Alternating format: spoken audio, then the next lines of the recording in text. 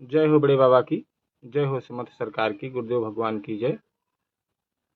जैसा कि आप सभी को मालूम है कि यह कोटवा धाम पेज आप सभी के आशीर्वाद से आज इसमें लगभग 28,000 सदस्य हो चुके हैं और यह पूर्ण रूप से समर्थ साहब जगजीवन दास साहब कोटवा धाम को समर्पित है। उन्हीं के बारे में जो भी जानकारी हैं, उनकी जो रचनाएं हैं या उनके जो संत हैं, महंत हैं, उनके जो अपने विचार हैं, उसी को यहाँ प्रस्तुत किया जाता है और आप लोगों का भरपूर प्यार सहयोग मिल रहा है। और आज उसी के संबंध में, जैसे समर्थ साहब ने हमारे 28 ग्रंथ, लोग कहते हैं 28-30 ग्रंथ लिखे हैं, लेकिन उसमें से कुछ ग्रंथ ऐसे हैं जो बहुत ही बृहत हैं और कुछ हैं जो लघु हैं। तो उसमें से अघविनाश महापुराण जो हमारा सत्यनाम पंथ का आधार ग्रंथ है, सत्यनाम महापुराण के बारे में आज हम महाराज जी से, हमारे साथ कर्मेंद्र दास जी हैं, तो उनसे हम आज इस पर चर्चा करेंगे। इसमें कुछ प्रसंग ऐसे हैं जैसे कि जो अघविनाश महापुराण सुनता है, जो वही जान पाता है, और इसकी कोई अन्य उपलब्धियां या कहीं यूट्यूब पर या कुछ ऐसा नहीं है। तो इसलिए हम चाहेंगे कि जो हमारे अपने लोग हैं वो समझें और जानें। और ये देखिए, हमारे साथ श्री प्रकाश सिंह राजू जी जुड़ चुके हैं, बहुत ही परम भक्त हैं बड़े बाबा के। और आज बड़ा पुनीत अवसर है कि अघविनाश महापुराण पर चर्चा हो रही है और आप साथ में आ गए हैं। जय हो बड़े बाबा की। तो आज हमारे साथ महंत कर्मेंद्र दास जी हैं और इनसे हम अघविनाश महापुराण पर चर्चा इसलिए करेंगे क्योंकि आप अघविनाश महापुराण की पावन कथा करते रहते हैं भक्तों की आग्रह पर। तो इसलिए इस संबंध में थोड़ा हम महाराज जी से सबसे पहले आपका परिचय करा दें। आदरणीय महाराज जी, देखिए, आप कर्मेंद्र दास जी हैं, सरदाहा धाम बड़े बाबा की जो जन्मस्थली है वहाँ से संबंध रखते हैं और अघविनाश महापुराण की पावन कथा आप कहते हैं। तो आज हम महाराज जी से चर्चा करेंगे। सबसे पहले महाराज जी ये बताएं कि जो अघविनाश महापुराण है बड़े बाबा द्वारा रचित है, तो सर्वप्रथम ये साहब ने ही स्वयं लिखा या किसी से लिखवाया है, या फिर जो है इसके बारे में थोड़ा बताएं। जय हो बड़े बाबा की, सतनाम सरकार की। जैसा कि आपका प्रश्न है कि अघविनाश ग्रंथ को साहब ने स्वयं लिखा है या किसी से लिखवाया है, तो इसका संकलन जो है, इस वाणी को लिखा है विष्णुदास मुल्तानी ने। महंत विष्णुदास मुल्तानी जो हमारे यहाँ 36 महंतों में महंत हैं जी, उन्होंने इसको लिखा है। स्वामी जी ने स्वयं सुनाया है, बोला है जी, और उन्होंने इसको लिपिबद्ध किया है। हाँ, जैसे कि कबीर साहब जो थे, इसमें जो कुछ भी विचार है वो स्वामी जी के ही हैं। हाँ, सिर्फ उन्होंने लिपिबद्ध किया है, केवल लिपिबद्ध किया। जैसे कबीर साहब ने बोला तो उनके शिष्य धर्मदास ने उसको लिपिबद्ध किया, बीजक को। उसी प्रकार से ये सतनाम संप्रदाय में जो अघविनाश ग्रंथ है बड़े बाबा की वाणी है और इसको लिपिबद्ध किया है मुल्तानी जी, विष्णुदास मुल्तानी जी जी। तो सर्वप्रथम इसमें जो पहला सोपान है जी, जो पहला भाग है, वो महाराज जी क्या है, कहाँ से शुरू होती है, किस कथा को लेकर के शुरू होती है? देखिए, पहले तो वंदना है जी। सबसे पहले बड़े बाबा ने, जैसे किसी भी कथा को कहने से पहले, किसी भी कथा को प्रारंभ करने से पहले मंगलाचरण होता है जी। आपके यहाँ भी कथाएं होती रहती हैं या कहीं भी आप कथा सुनने के लिए गए हैं, तो जो व्यास होता है सबसे पहले मंगलाचरण करता है जी, जी, जी। उसी प्रकार से अघविनाश ग्रंथ में बड़े बाबा ने सबसे पहले मंगलाचरण किया है जी। ईश्वर आज्ञा पाऊं, गुणदास होई के गाऊं, मन प्रतीतम जान के चित्ते नहीं विश्रामूं। पार ब्रह्म परमेश्वर जी, जो ब्रह्म जी, जो सबके अंतर घट में व्याप्त है जी, उस ईश्वर की वंदना बड़े बाबा ने की है जी। ईश्वर आज्ञा, और वो कहते हैं कि अगर आपकी आज्ञा हो जी, तो मैं आपका दास होकर के आपका गुणगान करूं। तो सबसे पहले वो वंदना करते हैं जी।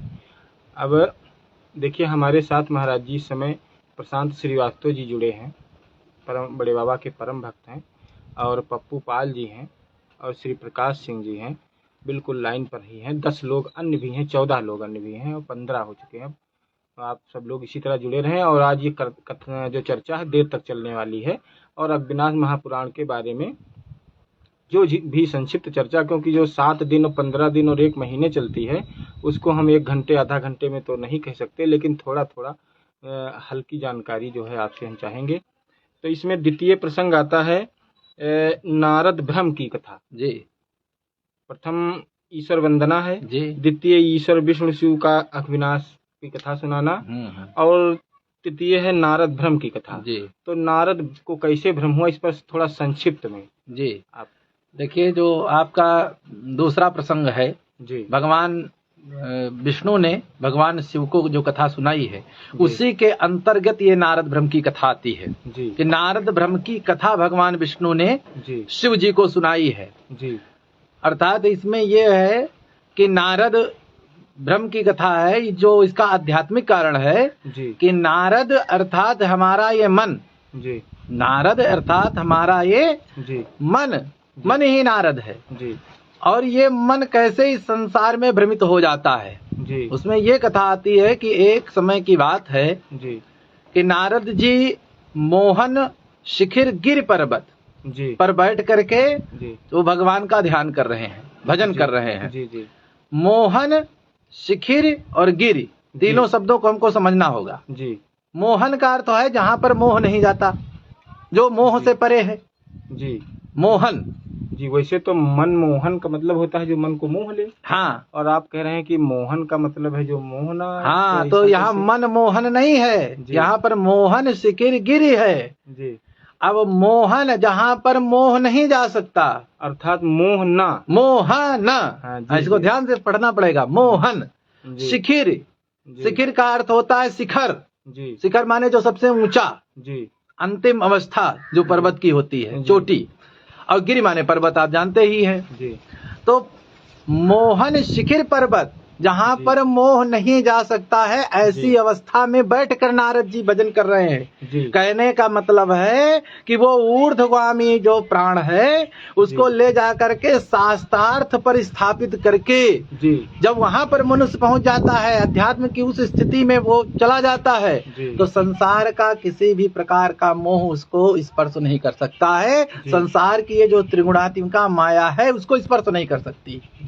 ऐसी अवस्था को नारद जी पा गए, प्राप्त कर चुके, वहां पर बैठ करके भगवान का भजन कर रहे हैं जी। बहुत दिनों तक भजन किया।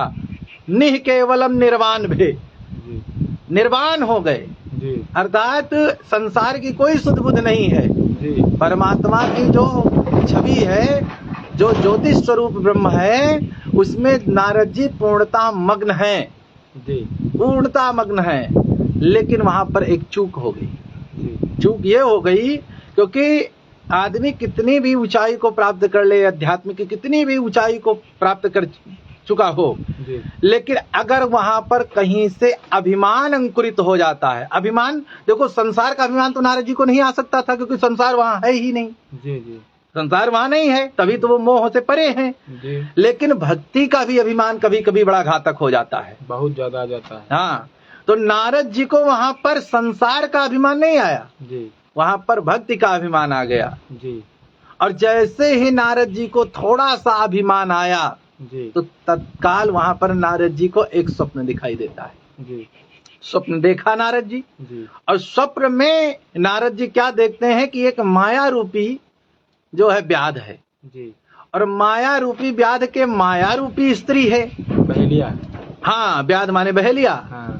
तो वहां पर उसकी माया रूपी ही स्त्री है। अग्निनाश ग्रंथ में इसको बनिता कहा गया है। स्वप्न में देख रहे हैं, स्वप्न में देख रहे हैं। अब उसके जो बनिता है, नारद जी क्या देखते हैं कि नारद जी उसी के उद्र, उद्र कहते हैं गर्भ को जी, जी, उसी के गर्भ में जाकर के समा गए। नारद जी की जो ब्रह्म में सुरति लगी थी वो गर्भ में सुरति समा गई। नारद जी के समाने का मतलब सूरत समा गई। ठीक है। अब नारद जी की जब सूरत उसमें समा गई तो नारद जी क्या देखते हैं कि वो बहेलिया की जो पत्नी है उसके गर्भ में चले गए। 9 दिन तक गर्भ में रहे, 9 माह तक।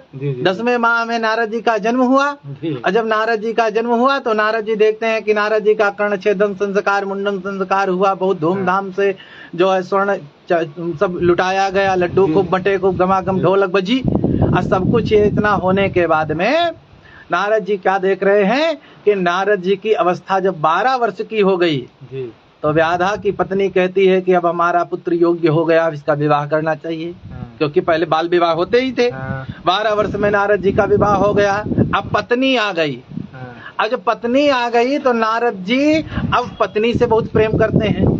और नारद जी बहुत दिनों तक ये भोग विलास इत्यादि क्रीड़ा जो है संसार की जो भी है उसमें में ही हाँ सब आनंदित है उसी में। और आनंदित होने के बाद में उसी में नारद जी मग्न हैं। और नारद जी को अब जो भगवान का भजन करने के लिए गए वो सब भूल गए। बहुत संक्षेप में कह रहे हैं इस बात को, ठीक है, समय को ध्यान में रखते हुए।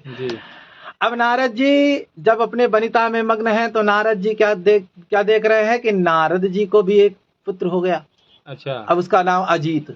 अच्छा। अर्थात अजीत जिसे जीता ना जा सके। वही अमर अजीत तो नहीं? हाँ, वही अमर अजीत। अजीत माने जिसे जीता नहीं जा सकता। अमर इसलिए को मरे ना। ठीक है। संसार में जब मोह में जीव फंस जाता है तो ना तो उस मोह से फिर जीता जा सकता है और ना तो वो मोह कभी मरता है। इसलिए उस पुत्र का नाम रख दिया गया अमर अजीत। तो अमर अजीत हो गए। एक दिन वो अहेरे शब्द का प्रयोग हुआ है, अर्थात जंगल में जो है खेत करने के लिए गए। और जब गए तो वहां पर क्या देखते हैं, भाव ऋषि को देखते हैं कि वो बैठे भगवान का भजन करते हैं। अब उसी में उनका चिंतन लग गया। अब भजन में उनका जो है मन लग गया। ऋषि को देखा तो उसमें आसक्ति हो गई। अब बहुत समय तक वहां पर खड़े होकर के उनके जो है चरणों की वंदना करते रहे। भाव ऋषि ने जब नेत्र खोले तो उनसे पूछा कि आप यहाँ किस लिए आए हैं? क्या तुम दरिद्र के मारे हो? क्या तुमको घर वालों ने भगा दिया है? क्या तुम्हारा उद्देश्य? वो कहते अपना जो है गुप्त ध्यान और ज्ञान है ये आप हमको बता दीजिए। वो कहते हैं ये 1-2 दिन में सीखा नहीं जा सकता है। बहुत दिनों अनंत काल से भजन यहाँ पर बैठे कर रहे हैं। अमर अजीत कहते हैं कि हम भी तो बहुत दिनों से यहाँ तुम्हारी सेवा कर रहे हैं। और दोनों में संवाद हुआ तो भाव ऋषि ने सोचा अरे ये तो बड़ा अभिमानी है। अगर इसको देखिए, गोस्वामी तुलसीदास जी ने भी कहा कि हरिद्रोही का सुनाए न कबहू।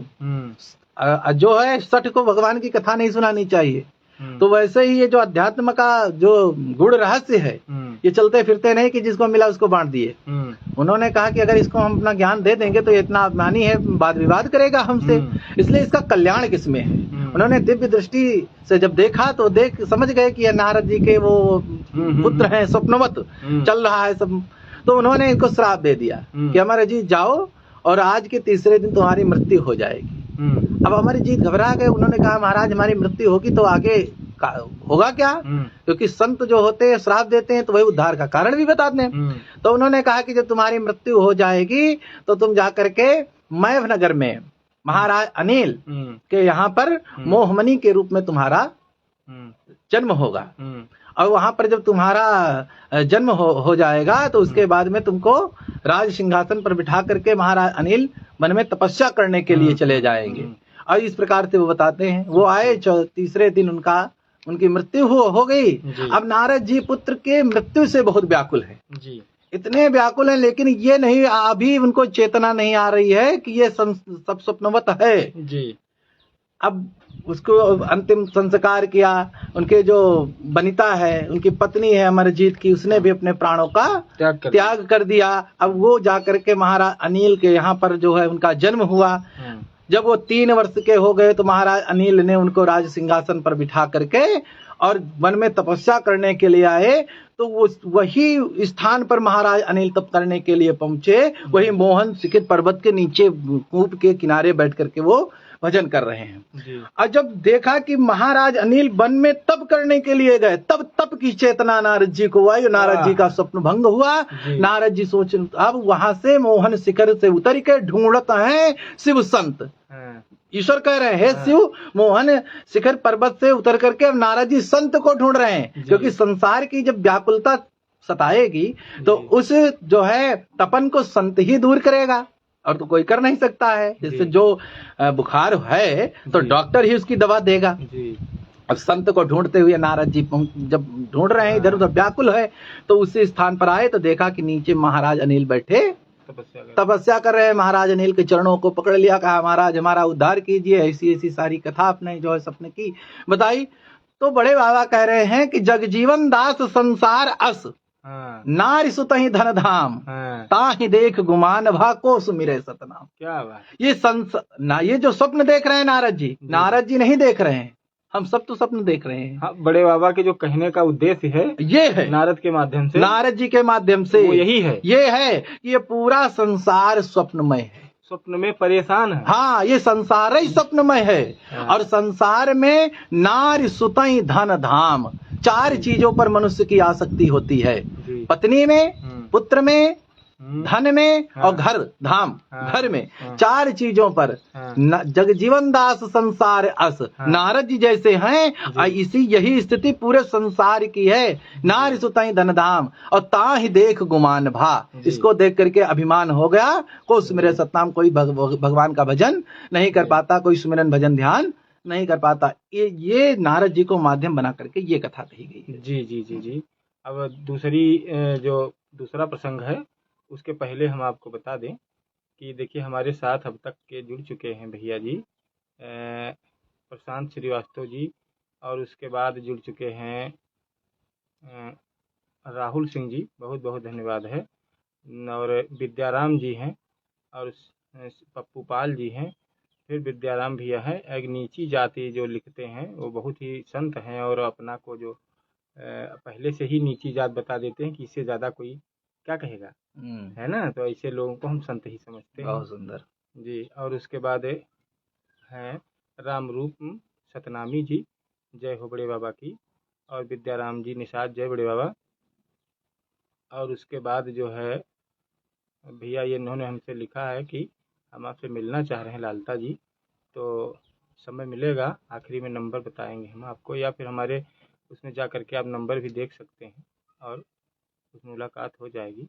और उसके बाद जो है हमारे घनश्याम वर्मा जी हैं, भगवत वर्मा जी हैं, पप्पू पाल जी हैं, और कई लोग ऐसे हैं जिनके नाम छूट गए हैं। आप सभी को सादर बंदगी बड़े बाबा की जय।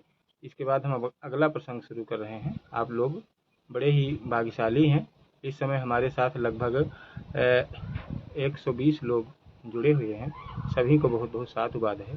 और अगला प्रसंग है उसको महाराज जी से चर्चा कर रहे हैं, आप भी देखिए। उसके बाद महाराज जी जैसे जितना प्रसंग आपने सुनाया है, इसमें से ब्रह्मा जी के ध्यान की कथा, ब्रह्म अमर की कथा इसी में है, और नारद के ध्यान की कथा है, नारद का स्वप्न में भ्रमित होना, मोह माया दोष, भक्त की निंदा दोष। तो अब इस पर थोड़ा चर्चा कर दीजिए, क्योंकि भक्त की निंदा दोष जो है ये इस पर क्या प्रसंग है इसमें, जैसे दोनों साथ में है, भक्त की निंदा दोष और भक्त की महिमा। ये जो हमारे अविनाश महापुराण जो पूर्णतः आध्यात्मिक ग्रंथ है और अध्यात्म को समर्पित है, इसमें इन पर थोड़ा प्रकाश डालने के बाद फिर हम आगे आएंगे मैव नगर के राजा अनिल की, वो हम बता चुके हैं। हाँ, बता चुके हैं आप। उसके बाद फिर आगे ब्रह्मा जी की और नारद जी का थोड़ा प्रसंग है, उस पर भी चर्चा करेंगे। लेकिन सबसे पहले थोड़ा भक्त निंदा दोष और भक्त की महिमा, इस पर थोड़ी चर्चा। बहुत सुंदर प्रसंग है। देखिए बड़े बाबा ने अपने संपूर्ण जीवन काल में भक्तों को विशेष महत्व दिया है जी। जैसा कि गुरुदेव भगवान भी कहते हैं कि राम भक्त दो एक हैं, भक्त ही राम समाए, जिन भक्तन निंदा की हो हरि निंदा सो आए जी। क्योंकि जो भगवान के भक्त हैं जी, वो चलते फिरते मंदिर हैं जी। तो यहाँ पर भक्तों की महिमा का वर्णन करते हुए स्वयं बड़े बाबा सदगुरु परम ब्रह्म परमेश जी, हमारे आराध्य स्वामी जी कहते हैं कि भक्त के निंदा जो कर कोई ताका प्रापति नरक ही होई। हाँ, हमारी निंदा करे हम उसको सहन कर जाएंगे जी। बड़े बाबा कह रहे हैं, लेकिन अगर कोई भक्त की निंदा करता है तो वो असहनीय है, उसको हम नहीं सहन कर सकते। ताका प्रापति नरक ही होई, उसको नरक की प्राप्ति होगी, बीच में कोई उसको बचा नहीं सकता जी। इसलिए भक्त की निंदा किसी को नहीं करना चाहिए। अच्छा, एक प्रश्न आता है, थोड़ा संक्षेप में ही उत्तर चाहेंगे कि भक्त किसे कहा जाता है, भक्त को कैसे समझा जाए कि ये भक्त?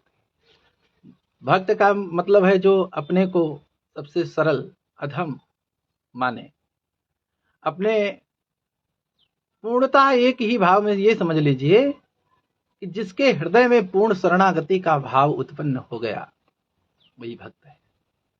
कि अब अपना जब अस्तित्व समाप्त हो जाता है और स्वामी का ही अस्तित्व सर्वोपरि हो जाता है जी, वही भक्त है जी, उसका हृदय एकदम निर्मल पावन हो जाता है जी। तो इस प्रकार के जो भक्त हैं, बड़े बाबा कह रहे हैं इनकी जो निंदा करते हैं उनको नरक की प्राप्ति होती है, उनको कोई बचा नहीं सकता। बड़े बाबा और ये कहते हैं यहाँ पर भक्त के महात्म्य में कि अगर हमारे भक्त को कोई नरक में भी डाल दे तो वहां पर वो भजन करके नरक को भी स्वर्ग बना लेता है। भक्त कभी किसी से शिकायत नहीं करता। कभी भक्त वो है जो कभी स्वामी से भी आग्रह नहीं करता कि हमको ये प्राप्त हो जाए, हमको वो प्राप्त हो जाए। एक सीधी लाइन में किसी कवि की है कि राजी हैं हम उसी में जिसमें तेरी रजा है। क्या बात है। राजी हैं हम उसी में जिसमें तेरी रजा है, जिसमें तू राजी है उसी में हम राजी हैं।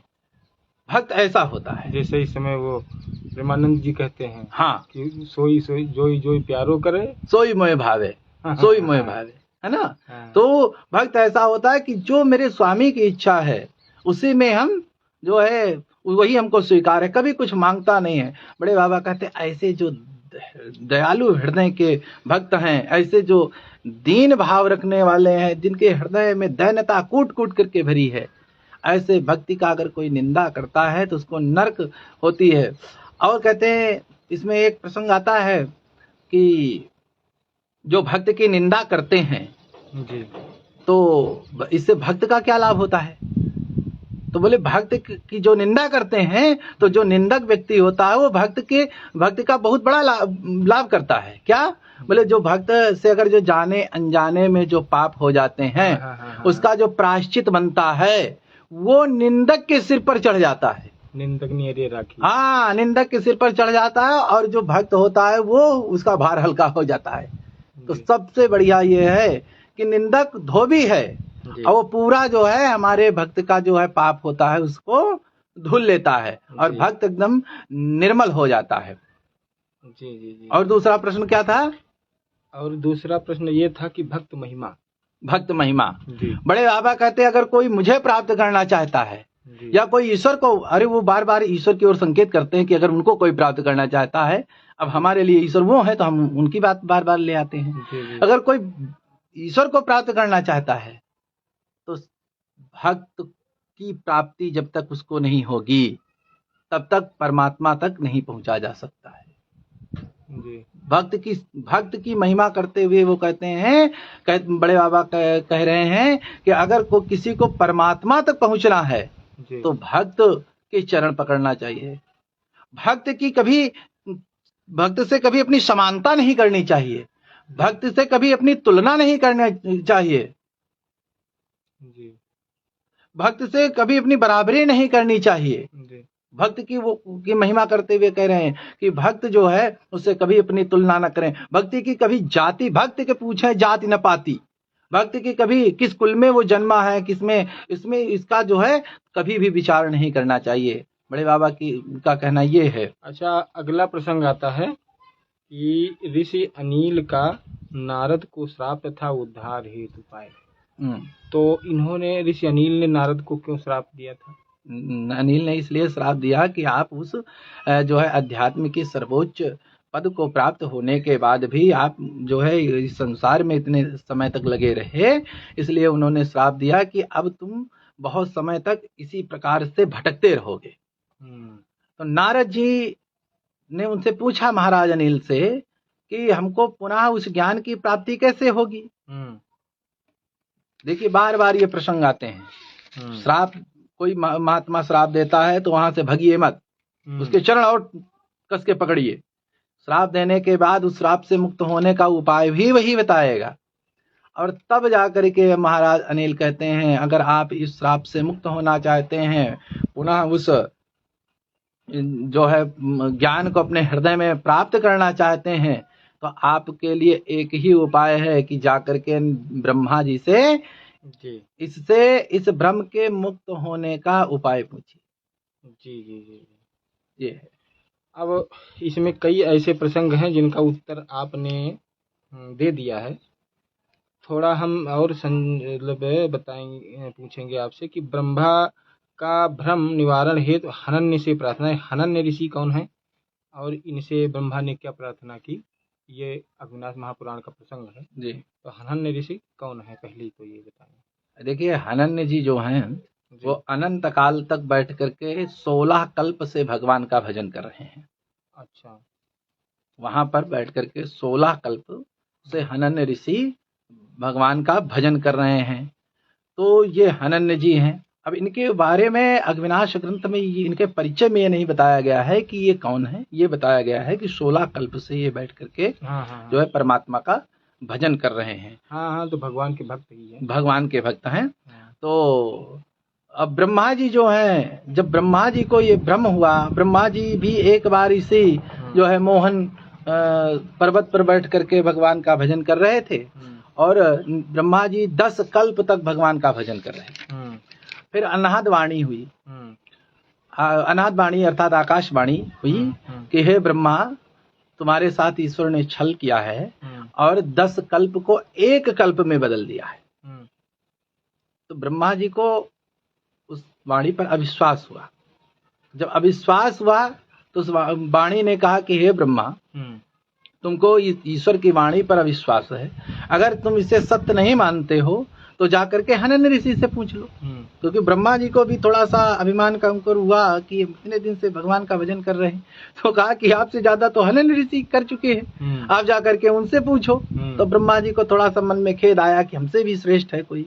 जाकर के हनन्य ऋषि से जब पूछा तो हनन्य ऋषि ने उनको बताया कि ये जो घटना आपके साथ घटित हुई है ये पूर्णतया सत्य है, इसमें कोई संदेह नहीं करना चाहिए। ईश्वर वाणी, संत वाणी, इस पर कभी संदेह, शास्त्र वाणी, इस पर कभी संदेह नहीं करना चाहिए। और तब नारद हनन्य ऋषि ने जो है ब्रह्म विनाश की कथा ब्रह्मा जी को सुनाई और सतनाम की महिमा की कथा सुनाई। तब जाकर के ब्रह्मा जी के मन का भ्रम दूर हुआ।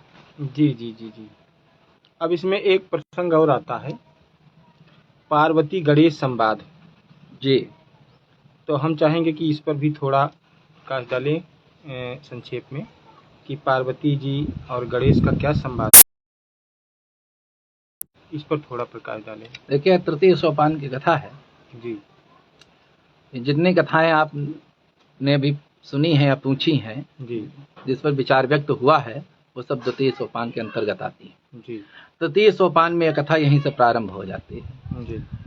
कि एक समय की बात है कि श्री गणेश जी से माता पार्वती ने पूछा कि गणेश जी, तुम्हारा तो जन्म हमारे ही गर्भ से हुआ है, तो तुम गैवी गणेश कैसे हुए? जी। गैवी माने तुम सबसे प्राचीन कैसे हुए?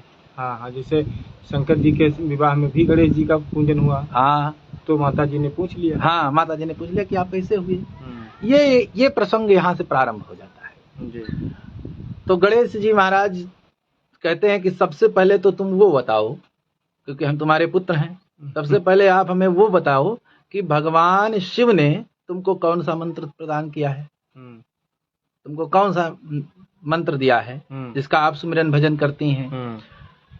क्योंकि गणेश जी महाराज के लिए पहले ही भगवान शिव ने उपदेश किया हुआ था पार्वती जी को कि राम कहिन शिव मोहि सन अंतर सुमिरहु जाई, जानत अहें गणेश सब उनते पूछो जाय। तभी से पार्वती जी के मन में संशय हो गया कि गणेश जी हमारे पुत्र हैं और जानत अहें गणेश सब। केवल 2 अक्षर कह दिया भगवान शिव ने पार्वती जी से कि राम, इसी का सुमिरन करो। तो कहा प्रभु ये राम कौन है, कैसे हैं, इनके नाम का सुमिरन कर सब कहा, ये सब हम नहीं बताएंगे, केवल हमने कोट दिया है। और इसके बारे में अगर व्याख्या जाननी है तो गणेश जी से सुनो जाकर के, वो सब जानते हैं। अब पार्वती जी के मन में बड़ा आश्चर्य हुआ कि गणेश जी हमारे पुत्र और हम उनसे पूछे जा करके, वो सब जानते हैं और हम कुछ नहीं जानती और हम उनकी माता। यही संशय बन गया पार्वती जी के अंदर। बड़ा ही लालित्य भाव यहाँ पर उत्पन्न होता है अगर इसको बड़े ही प्रेम से श्रवण किया जाए। बहुत हम आगे की कथा बता करके फिर आपको पीछे लाते हैं, जिससे थोड़ी सी रोचकता बन जाए। अब वो संशय वहां से पार्वती जी के मन में उत्पन्न हो गया। अब पार्वती जी इसीलिए गणेश जी से प्रश्न कर रही हैं कि ये बताओ कि आप जब हमारे पुत्र हैं तो आप गैवी गणेश कैसे हुए? अब गणेश जी मुस्कुराए कि देखो माता जी को पता है और नाम की महिमा, नाम की महिमा हमसे सुनना चाहती हैं, लेकिन प्रश्न कैसे कर रही हैं? मूढ़ जैसा। किसी से कुछ जानना हो तो मूर्ख बन करके जाना जा सकता है। जैसे कहीं जानना चाहो राम गुण बूढ़ा कीन हो प्रश्न मन हो अति मूढ़ा, है ना? तो यद्यप भरद्वाज जी सब कुछ जानते हैं, लेकिन याज्ञवल्क्य जी से मूर्खों जैसी बात करते हैं। हाँ, तो पार्वती जी ने कहा कि आप गैवी गणेश कैसे हुए? आप तो हमारे पुत्र हैं। तो गणेश जी ने कहा कि हम ये तो सब बाद में बताएंगे, पहले ये बताओ कि भगवान ने तुमको नाम कौन सा दिया है। अब पार्वती जी उसको बहुत गोल मोल घुमा रही हैं। अब शिव जी ने भेजा भी था पार्वती जी को। हाँ, पार्वती जी को भेजा कि जा करके गणेश जी बताओ, गणेश जी से बताओ जा करके, और अगर और भी जानना चाहो तो गणेश जी से पूछो। ये नाम बता देना और इसके बारे में पूछ लेना। अब गणेश जी कह रहे हैं कि वो नाम बताओ, कौन नाम मिला है? तो अब पार्वती जी कहती हैं कि एक समय की बात है कि हम भगवान शिव के पास में बैठी थी और बैठे बैठे मैंने क्या देखा कि अचानक भगवान शिव ने अपने नेत्र बंद कर लिए। और जब नेत्र बंद कर लिए तो हम बहुत आश्चर्य में पड़ गई कि भगवान शिव किसका ध्यान कर रहे हैं। हमको तो पहले लगा कि ऐसे आंख बंद किए होंगे, लेकिन बहुत समय बीत गए, युग बीत गए, भगवान शिव ने अपने नेत्र नहीं खोले। तो हमको लगा कि जब 2, 4, 10 घंटे बीत गए कि भगवान शिव किसी का ध्यान कर रहे हैं। तो पार्वती जी कहने लगी कि हम ये सोचने लगे, ये हमारे समझ में आया कि शंकर जी से बड़ा कौन है, इनसे कौन अधिकारी है जो इन पर भी अधिकार रख सकता है। अब पार्वती जी सोचने लगी कि जब भगवान शिव अपने नेत्र को खोलें तो हम इनसे ये प्रश्न करें। लेकिन पार्वती जी कहती है ऐसा सोचते सोचते हमको बहुत वर्ष बीत गए, भगवान शिव ने नेत्र नहीं खोले। लेकिन एक समय के बाद भगवान शिव ने जब अपना नेत्र खोला तो पार्वती जी गई और चरणों में प्रणाम किया, कहा महाराज आज तक तुम हमारी पत्नी हो, तुम्हारा एक ही कर्तव्य है कि तुम हमारे चरणों का ध्यान करो, हमारे चरणों की पूजा करो और हमारे हृदय के रहस्य को न जानो। पतिव्रत धर्म की महिमा सुनाने लगे शिव जी माता पार्वती जी को। अब बहुत पतिव्रत धर्म की महिमा सुनाई, पार्वती जी सुनती रही, लेकिन जैसे ही मौका मिला पार्वती जी ने फिर हाथ जोड़े, महाराज वो कौन सा नाम है जिसको आप जपते हैं? फिर शंकर जी संतों की महिमा गाने लगे, भगवान के भक्तों की महिमा गाने लगे। पार्वती जी सुनती रही, लेकिन जब फिर वो समय आया तो फिर हाथ जोड़ करके कुछ महाराज जी वो तो कहा।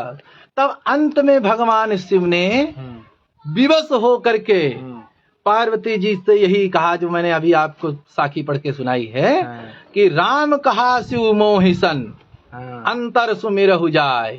तो 2 अक्षर का ही नाम दान दिया पार्वती जी को और कहा इसको अंतर, जिसको बड़े बाबा ने कहा कि राधा वर सोई सियावर सोई सब घट राम, क्या जग जीवन दो अक्षरा सोई है सतनाम। यही सतनाम जो शिव जी का मंत्र है, जिसको शिव जपते हैं, है ना, यही जो नाम 2 अक्षर का, यही 2 अक्षर का नाम पार्वती जी को विष्णु जी ने कहा था नारद जी से कि जप हो जाए शंकर सतनामा, शंकर जी वाला सतनाम, शंकर जी वाला सतनाम। ये शंकर जी का टैग लगा है इस नाम पर, है ना। तो बहुत लोग समझ लेते हैं कि शिव जी का ही नाम सतनाम है, नहीं, शिव जी जिसको जपते हैं वो सतनाम है। हाँ, यहाँ पर बहुत बड़े बाबा स्पष्ट हो गया है, स्पष्ट हो गया, बड़े बाबा ने इसको स्पष्ट कर दिया है, इससे तो नाम को छुपाया है। तो पार्वती जी ने कहा कि भगवान शिव ने हमको ये नाम दिया और कहा कि जानता है गणेश जी सब पहले से जानते हैं, उनसे पूछो जाए। तो अब बताओ कि तुम कैवी गणेश कैसे हुए? गणेश जी ने कहा जब भगवान शिव ने मुझसे कहा था, जब आपसे कहा था कि जाकर के गणेश जी से पूछ लेना, तो जब हम इतने समय से पूछ रहे थे तभी ऐसा वैसा हमको घुमा रही थी आप, तो आपको पाप लग गया, कपट किया आपने। तो पार्वती जी ने सोचा कि अब हमको पाप लग गया, तो गणेश जी से कहा कि इस पाप से मुक्त होने का क्या उपाय है। तब गणेश जी ने उनको सप्तमी महात्मा की कथा, हाँ वही सप्तमी की। अच्छा, बहुत बहुत आपका धन्यवाद है। और इसके बाद क्योंकि ये अविनाश महापुराण की कथा इतनी लघु तो है नहीं ना कि इस पर पूरी विस्तार से किनारे उतर जाओ तो किनारे ही इतना गहरा है कि वहीं पर नहीं लगते, वहीं पर है। अब लेकिन थोड़ी थोड़ी जानकारी हम अपने दर्शकों को जो है बता रहे हैं कि आपके माध्यम से। इसमें एक कथा आती है गणेश द्वारा दाधृच राजा की कथा जी, पार्वती जिसे लोमस ने गणेश को सुनाया। तो थोड़ा दाधृच और लोमस के ऊपर 2 शब्द, उसके बाद फिर आगे बढ़ते हैं। दाधृज और लोमस ये पंचम सोपान की कथा है जी। पंचम सोपान और षष्ठम सोपान और सप्तम सोपान जी में ये क्रमागत रूप से कथा चलती है जी। और सबसे बृहद कथा पूरे अग्निनाश जू में महाराज दाधृज की कथा है जी। सबसे बृहद 3 सोपान में इसको जी रखा गया है जी। तो वही पार्वती जी ने जब गणेश जी से कहा कि आप पहले से कैसे जानते हैं, हाँ। तो गणेश जी ने कहा हमको लोमस जी से मिली है ये कथा, हाँ। तो एक समय की बात है कि लोमस जी बैठे थे और लोमस जी ने कहा कि जो सबसे पुराना व्यक्ति हो इस सृष्टि का वो मेरे समक्ष उपस्थित हो। तब मैं उनके पास गया और उनके चरणों में प्रणाम किया। लोमस जी ने परिचय पूछा, तब माँ मैंने भगवान शिव का और माता के रूप में आपका नाम लिया। वाह, आपका नाम लिया। तो अब यहाँ पर एक छोटी सी कथा हम आपको सुनाएंगे कि पार्वती जी कहती हैं जब हमारा नाम लिया तब तो तुम हमारे पुत्र हुए, तो गैबी गणेश कैसे हुए। तो भगवान श्री गणेश जी मुस्कुरा करके कहने लगे कि शायद तुमको ये रहस्य अभी तक ज्ञात नहीं है कि हम गैबी कैसे हैं। कहा कैसे, कहा जब इस आदि सृष्टि की रचना हुई और आदि सृष्टि की रचना जब आदि ज्योति से तुम्हारा पार्वती के रूप में जो है अवतार हुआ, तो तुमको देख करके भगवान शिव के नेत्र में काम भराया और उसी समय भगवान शिव ने तुम्हारे साथ में संसर्ग किया और उसी से मेरा स्थापन हुआ। और तब उसके बाद में मुझको यही अमर नाम मिल गया और इसको हम जप रहे हैं और इसके जपने के कारण हमारी मृत्यु नहीं हुई है। आपकी कई बार हम अमर हो गए हैं और आप जो है कई बार आपका जन्म हुआ है जी। तब पार्वती जी को मन में बड़ी ग्लानि हुई जी। और पार्वती जी ने कहा अब तो आपको भी अमर नाम मिल गया है, अब आपको भी डरने की आवश्यकता नहीं है। तब गणेश जी कह रहे हैं कि इसी कारण मैंने लोमस जी से कहा कि मैं ही सृष्टि का प्रथम पुरुष हूँ, आप जो है पुरातन से पुरातन व्यक्ति हूँ। तब गणेश जी कहने लगे हे माता, लोमस जी ने मुझे अपने जो है सामने आसन दिया और मुझसे आदि कथा कहने लगे, सतयुग की कथा कहने लगे कि सतयुग में एक दाधृज नाम का राजा हुआ, दाधृज नाम का राजा हुआ और उसकी पत्नी का नाम सुकृत्या था और उसकी पुत्री का नाम सुबलक्षा है। हाँ, सुकृत वही सुकृत्या नाम है। यहाँ जो है सुकृत भी कोई लोग कहते हैं, कोई नहीं, थोड़ा सा मिस्टेक हो जाता है तो सकृत भी कह देते हैं, लेकिन उसकी जो शुद्ध नाम है सुकृत्या। अभी इसका नाम का अर्थ बताएंगे। दादृज के पत्नी का नाम, हाँ, दादृज के पत्नी का नाम सुकृत्या है, उनके पुत्री है जिनका नाम है सुबलक्षा। ये बात बता रहे हैं लोमस जी गणेश जी को बता रहे हैं कि ये जो दाधृज थे ये सतयुग की थी, सतयुग के राजा। और इनकी जो है पत्नी का नाम सुकृत्या है, सुकृत्या, और पुत्री का नाम शुभलक्षा है, शुभलक्षा। हाँ जी। ये लोमस जी ने गणेश जी को सुनाया है। हाँ। और गणेश जी इसी कथा को माता पार्वती को सुना रहे हैं कि हाँ। हमें लोमस जी ने सुनाया था। हाँ, हमको ऐसे ही सुनाया था पार्वती। और इन सबका एक ही उद्देश्य है कि बड़े बाबा इस संसार को कैसे ये भ्रम में फंसा हुआ है। हाँ। और कैसे इधर से उधर एक जाल दूसरे जाल से लोग फंसे हुए हैं। हाँ। इसको सिद्ध कर रहे हैं। हाँ। और इसको समझा रहे हैं अपनी सरल भाषा में। लेकिन जो शास्त्रों के माध्यम से, हाँ, लेकिन जो सबसे सरल होता है वही सबसे कठिन होता है। हाँ, पात्रों के माध्यम से समझा रहे हैं। हाँ, कि इस संसार में कुछ नहीं है। हाँ, सब यूं ही एक दूसरे के भ्रम में फंसे हुए हैं और पात्रों के माध्यम से वो समझा रहे हैं, शायद यही। हाँ जी, आगे। तो महाराज दाद्रिज हैं, उनकी पत्नी है महारानी सुकृत्या और उनकी पुत्री है सुबलक्षा। गणेश जी बताते हैं कि महाराज दाद्रिज कात्यायी नगर के राजा हैं। कहाँ के राजा हैं? कात्यायी नगर। अब इन संवादों का, इन पात्रों का आध्यात्मिक अर्थ क्या है? कात्यायी है ये काया, ये काया कात्यायी, और दाद्रिज है ये हमारा मन, ये हमारा मन दाद्रिज, और सुकृत्या है सत्कर्म, सुकृत्या सत्कर्म है, और शुभ लक्ष्य है हमारे जीवन का परम लक्ष्य, परम लक्ष्य ही शुभ लक्ष्य है।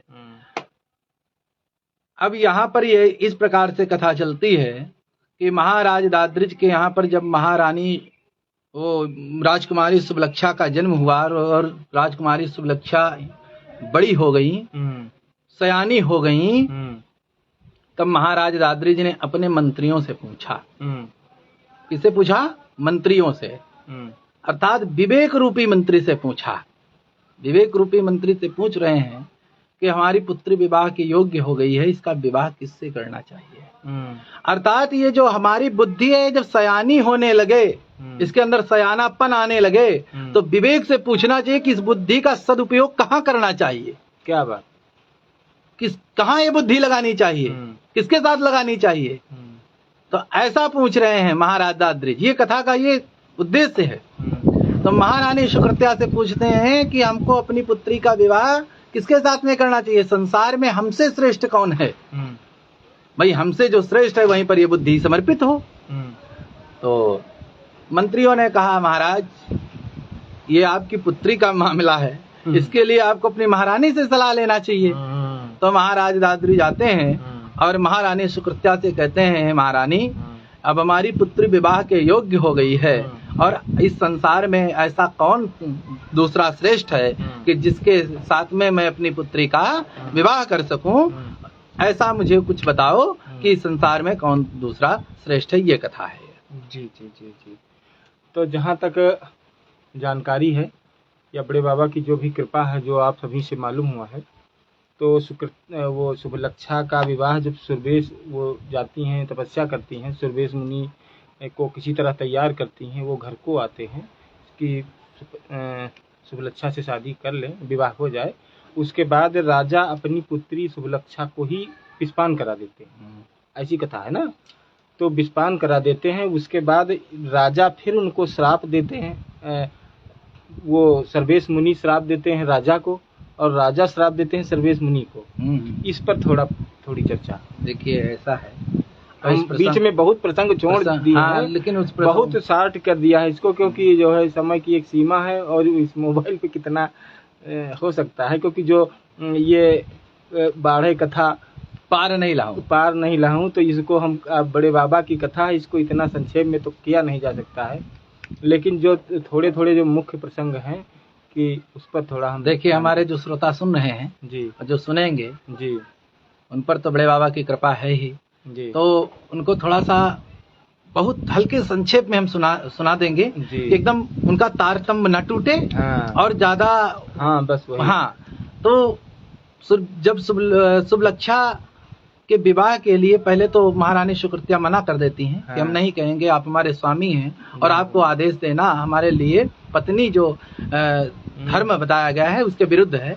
वो अपने पूर्व जन्म की कथा सुनाती हैं, कृष्ण अवतार की कथा सुनाती है, बहुत संक्षिप्त जो है बृहद है, इसको संक्षिप्त करते हुए।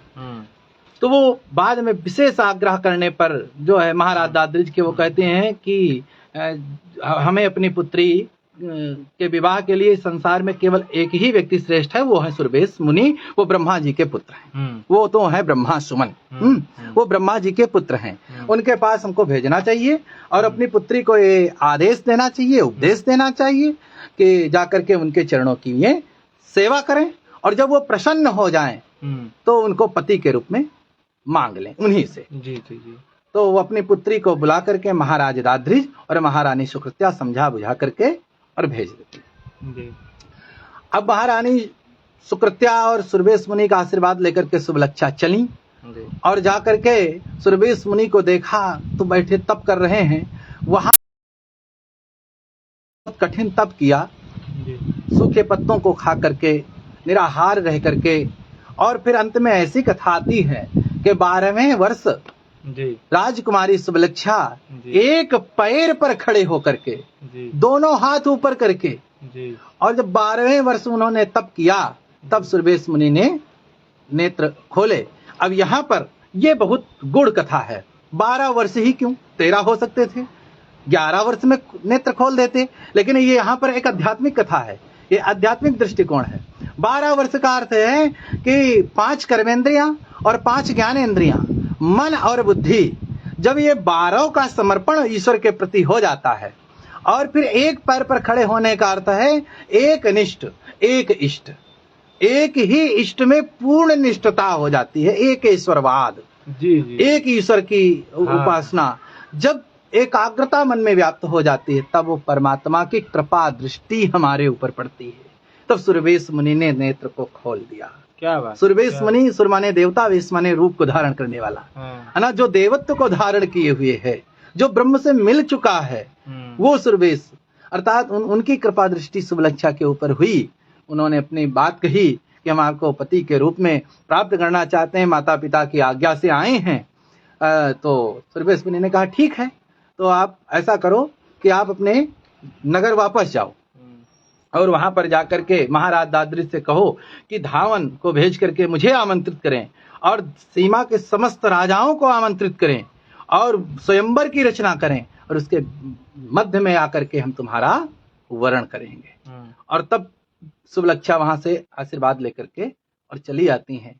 यहाँ पर जब आकर के बताती हैं तो दादरी जो राजा हैं उनके मन में छल आ गया, और वो अपनी पत्नी से कहते हैं कि हम पहले ये देख लें कि सुरवेश मुनि देखने में कैसे हैं, क्योंकि हम इतने बड़े राजा हैं और हम अपनी पुत्री का विवाह किसके साथ कर रहे हैं, पहले हम वर को तो देख लें।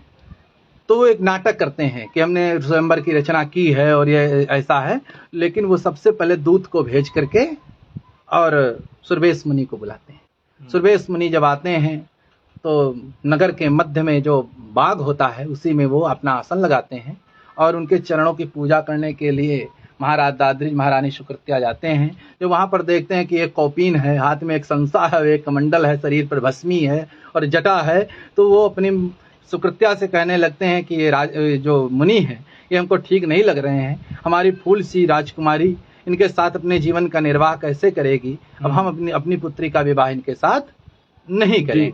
इस पर एक थोड़ी व्याख्या पिताजी बताया करते थे कि राजा के मन में ये भी आया कि एक मुनि होते हुए भी कामुक है, नहीं तो आते क्यों, ऐसा भी है।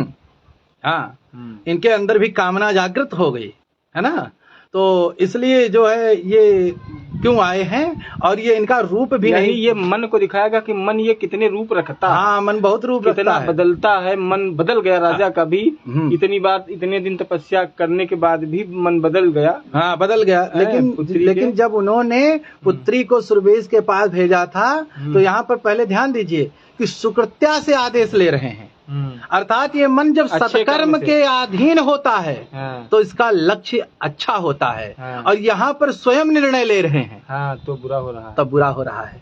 हाँ, तो यहाँ पर दादरीज कह रहे हैं कि ये देखने में ठीक नहीं लग रहे। तो सुकृत, अब देखो सत्कर्म मन के अधीन हो जाएगा तो सत्कर्म भी बिगड़ जाएगा, वो अपकर्म हो जाएगा। रानी भी कहती, तो महारानी सुकृत्या कहती है महाराज तब तो एक ही उपाय है कि अगर हम चल करके मुनि से कहेंगे हम तुम्हारा विवाह नहीं करेंगे तो श्राप दे देगा, हम नष्ट होंगे, साथ में प्रजा नष्ट होगी, राज्य नष्ट हो जाएगा, इसलिए अपनी पुत्री को विष दे करके मार देना चाहिए। क्या विष, विष अर्थात विषय, लक्ष्य को जब विषय दे दिया जाएगा तो लक्ष्य मर जाएगा, विष दे करके मार देना चाहिए, और चल करके सुरवेश से कह देना चाहिए कि ईश्वर की जो इच्छा हुई मर गई, वो हो गया और हमारी पुत्री मर गई। और ऐसा ही करते हैं, ऐसे लोग, कथा तो बहुत लंबी है, ऐसा ही करके और वो जाते हैं। और तब वो त्रिकालज्ञदर्शी थे, उन्होंने नेत्र बंद किए और देख लिया कि इन्होंने क्या किया है। और ऐसा जब उन्होंने देखा तब उन्होंने राजा को श्राप दे दिया कि कन्या का वध संसार में सबसे घातक पाप है, महापाप बताया गया। तुमने अपनी पुत्री का वध किया और उसके बाद में मुझसे झूठ भी बोल रहे हो। एक तो वध किया, एक साधु से झूठ बोल रहे हो, संत से झूठ बोल रहे हो, दो पाप हो गए। इसलिए जाओ तुम कलयुग में छत्री बन जाओ, कलयुग के राजा बनोगे। कलयुग के कलिकाल में तुम्हारा जन्म होगा और जो राजवंश होगा वो प्रजा को सताने वाला होगा, धर्म के मार्ग को त्याग चुका होगा, वैश्याओं में लवलीन होगा, दूध कीड़ा में जो है आसक्त होगा। अनेक श्राप दिए महाराज दाद्रिज को सुरवेश मुनि ने। तप के प्रभाव से वो सब कुछ हुआ। अंत में महाराज दाद्रिज ने उस श्राप को स्वीकार किया और कहा हमारे उद्धार का कारण बताओ। तो कहा तुम्हारे उद्धार का एक ही कारण है कि कलयुग में जो राजवंश परमात्मा का भजन करेगा, सदगुरु के चरण का आश्रय लेगा और एक नाम में अपनी पूर्ण निष्ठा रखेगा, वेद ग्रंथों को सुन करके और उसका आचरण करेगा, गौ ब्राह्मण इत्यादि की सेवा करेगा, उसका तो उद्धार हो जाएगा। तो महाराज दाद्रिज मुस्कुराए, कहा महाराज जीवन में मैंने भी तप किया है और तप का प्रभाव कभी निष्फल होता नहीं है। मैं अगर आप जो है देवता के अंश हैं तो हम भी देव के अंश हैं, हमारे अंदर भी राज अंश छुपा हुआ है और राजा को भी जो पृथ्वी का देवता माना जाता है। तो इसलिए हम भी तुमको श्राप दे रहे हैं कि आप भी, क्योंकि तुम्हारे अंदर भी कामुकता जागृत हो गई, भजन के मार्ग को त्याग करके और गृहस्थ होने के लिए चले आए। तुमने भी तो अपना मार्ग छोड़ दिया, पथभ्रष्ट हो गए। तो इसलिए जाओ, जैसे आज तुम पथभ्रष्ट हुए हो वैसे कलयुग में जो तुम्हारा वंश होगा वो भी पथभ्रष्ट हो जाएगा। जा करके कुंवारी कन्याओं में आपकी आसक्ति हो जाएगी। एक विवाह करके जब लाओगे उसके साथ में पूर्ण निष्ठा नहीं होगी, दूसरी स्त्रियों में आपका मन लगा रहेगा। और कलयुग में जो तुमको निमंत्रण श्राद्ध पर नहीं देंगे उनसे झगड़ा करोगे, हम का तुम कहूं न्योता नाही, लड़ाई करोगे, घर घर में लड़ाई करवाओगे, युद्ध के जैसे नगाड़े लेकर के निशान बना करके और बड़ा भेष बना करके तुम्हारे वंशज टहलेंगे, अपने जो है समस्त कर्मों से जो है पूर्ण रूप से निवृत्त हो जाएंगे, उनको त्याग देंगे और किसी में निष्ठा नहीं रखेंगे। दूसरे को कथा ग्रंथ कह करके सुनाएंगे, उसका आचरण जीवन में जरा सा भी नहीं करेंगे और वेद ग्रंथ कह करके और धान कुधान सब कुछ खाएंगे। इससे तुम्हारे वंशज भी नरकगामी होंगे। तब सुरवेश मुनि ने कहा कि हमारे उद्धार का क्या कारण होगा। तो कहा कि तुम्हारे वंशज जो गंगा, गायत्री और शालिग्राम की पूजा करेंगे। जो गंगा अब देखो यहाँ पर ये गंगा गायत्री शालिग्राम नहीं, ध्यान दे, गंगा गायत्री शालिग्राम। गंगा माने ज्ञान, जो निरंतर ज्ञान में स्नान करेंगे। गायत्री अर्थात जो गायत्री की उपासना करेंगे, गायत्री को सद्ज्ञान की देवी माना गया है, दूसरे को सद्ज्ञान देंगे और सद्ज्ञान जीवन में धारण करेंगे। और शालिग्राम अर्थात वैष्णव होंगे, भगवान विष्णु के उपासक होंगे ऐसे, और जो भगवान का भजन करेंगे ऐसे लोग जो है कलयुग से उनका उद्धार होगा और संसार के लिए वंदनीय और आदरणीय माने जाएंगे संसार में। जी जी जी जी। इस के परिप्रेक्ष्य में एक स्वामी जी का भजन है, बड़े बाबा ने ही लिखा है, तो पूरा सार दिखता है इसमें कि साधो भक्ति नहीं आसान, कहा सुनय का बहुत है, ये ज्ञान नहीं समान, बहुत ज्ञान भरा है। और कह समुझाए सिखावत आप ही फिरत भुलान, दूसरे को समझाते हैं और खुद भूले फिरे हैं। करहि पूजा तिलक दई के प्रात करिय स्नान, भ्रमत हैं मन हाथ नाही नहीं थिर ठहरान।